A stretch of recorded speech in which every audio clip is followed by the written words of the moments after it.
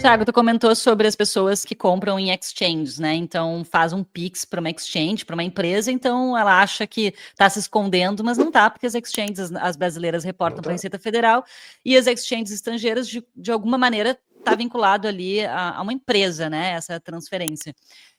Agora, qual que é o risco de alguém que movimenta Bitcoin de forma descentralizada, né? Eu digo assim, de forma P2P.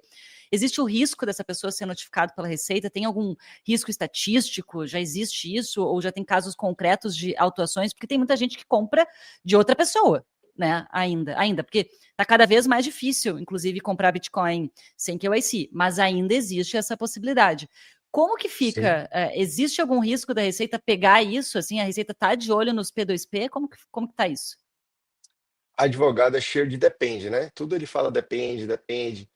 O risco de a Receita pegar uma operação P2P é muito similar do risco dela pegar uma pessoa que compra dólares físicos de amigos. Imagina que um amigo viaja para o exterior e toda vez que ele volta com US$ 1.000. Você pode comprar esses dólares de um amigo e guardar em casa. É muito difícil para a Receita rastrear operações P2P. Não acredito que essa operação esteja no radar. Logicamente, que a gente sabe que o Bitcoin ele é rastreável totalmente. Eu não sei que a carteira é sua, mas uma vez que eu descubra que você fez alguma operação com essa carteira, eu consigo mapear todas as suas transações, certo? Se você fez ela P2P ou não, se eu consigo descobrir qual que é a sua wallet, você está exposto. Daí, a Receita descobrir a sua wallet é mais 500. Vocês sabem bem melhor que eu. Eu estou lá no Bitcoin Starter como professor de tributação, mas eu fiz o curso inteiro e aprendi muito com vocês, como aprendo desde lá de trás. Estava falando para você, Cacá, e falo isso aqui na parte da gravação também. Vocês ensinam muito bem a fazer esse tipo de operação e o risco, assim, da Receita pegar essa operação, na minha opinião, ele é pequeno. Pequeno nesse sentido, porque ela não tem como controlar. Eu acho que a Receita tem tanto campo para investir com pessoas que estão expostas e nunca declararam que operações P2P elas entram no radar da Receita quando tem um volume muito maior. Então você tem mercados gigantes, né, importações ou algo desse tipo, ou quando você faz operação P2P para atos ilícitos. Eu costumo dizer, muita gente pergunta, acho que essa é a pergunta, uma das que mais me fazem. Posso ser preso porque não paguei o meu imposto de Bitcoin? Só olha, por não pagar o imposto em si, dificilmente você vai ser preso. Quase impossível você ser preso. Mas, se você estava fazendo transação para lavagem de dinheiro, para algum ilícito em si, usando Bitcoin, aí já é outro caso. Porque você foi preso não por ter é, feito uma operação sem pagar o tributo, mas porque estava envolvido em outras coisas. Né? Resumo da ópera. Operações P2P, não acredito, aí é uma opinião pessoal, que estejam tão no radar. Mas, logicamente, que cada caso é um caso. Né? A Kaká que está aqui transacionando o dinheiro do dia a dia e etc., é a mesma coisa que transacionar dinheiro físico. O Estado não tem como controlar muito o dinheiro físico. Mas, se você faz uma transação de um volume gigante, pode acabar atraindo aí, até porque a Receita está evoluindo no mapeamento das transações e você pode chamar a atenção de algum modo. Uma coisa que acontece bem, de forma bem interessante é você só compra P2P, mas você se emociona, chama todo mundo para um restaurante que aceita Bitcoin e faz uma transação de Bitcoin para aquele restaurante. Você acabou de deixar ali um caminho, né? Porque ela pode não ter o acesso, mas ela tem um acesso de todo lugar que esse restaurante que vai reportar recebeu Bitcoin.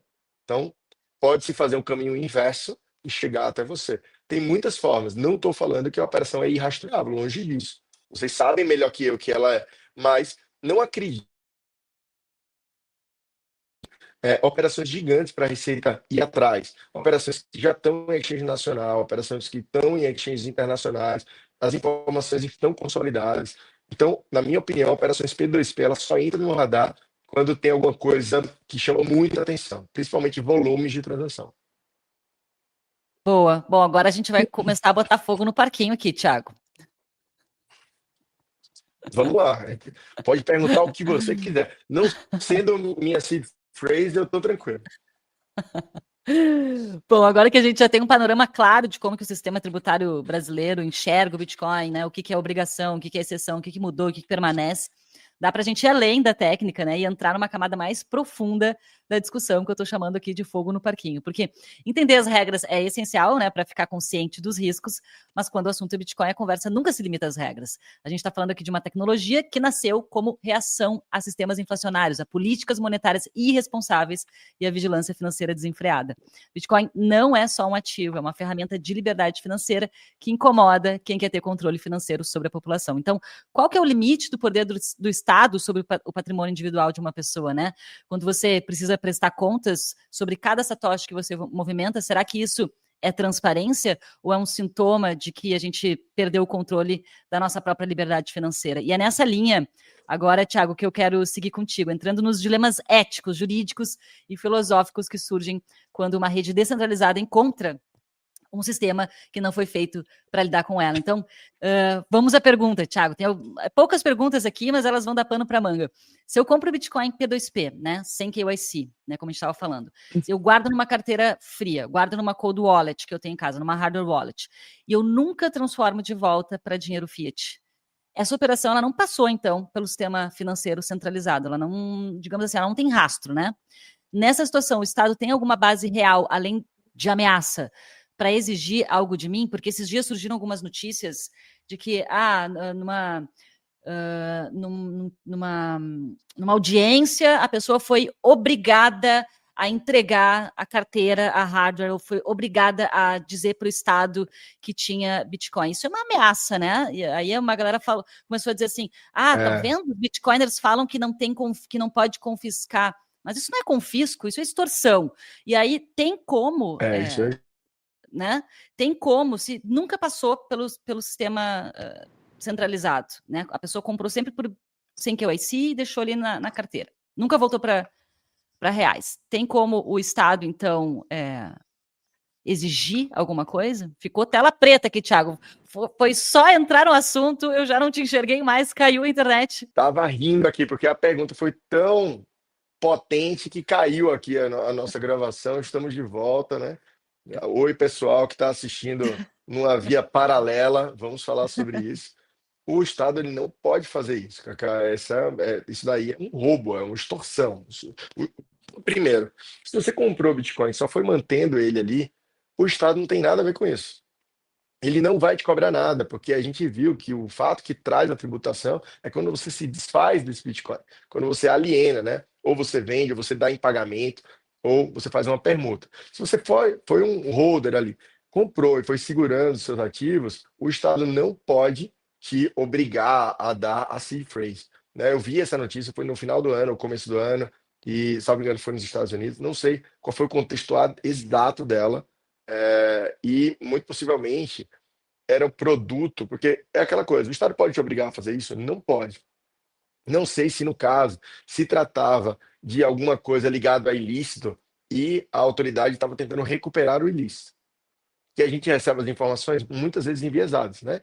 Se eu pego uma quadrilha que assaltou um banco, eu posso chamar a pessoa e forçá-la a me dizer, dentro de limites, logicamente, os limites de força do Estado, a me dizer onde ela guardou o dinheiro que ela pegou do banco. Esse é um ponto. Mas o Estado jamais poderia te forçar a dar a sua CID. Ele poderia até tentar fazer isso, mas ele não poderia chegar até esse ponto. O que acontece é, para o Estado, imagine o seguinte, você ter um carro, uma moto, um apartamento, dólares no cofre e Bitcoin, para ele é a mesma coisa.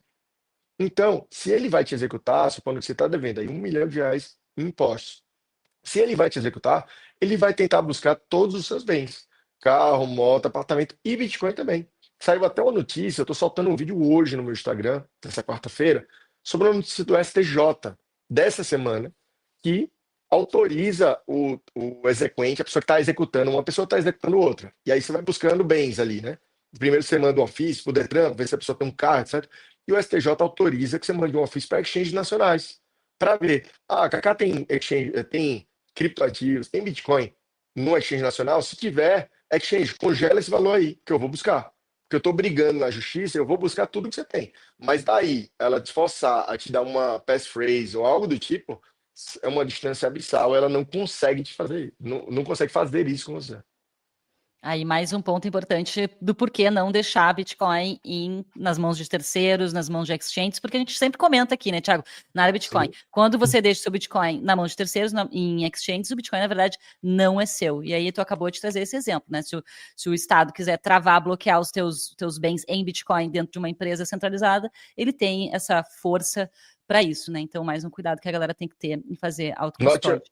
not your keys, not your coins. E um detalhe, as ordens brasileiras, elas vão se destinar a exchanges brasileiras, né? Se eu tenho uma exchange no exterior, uma ordem brasileira não consegue chegar lá.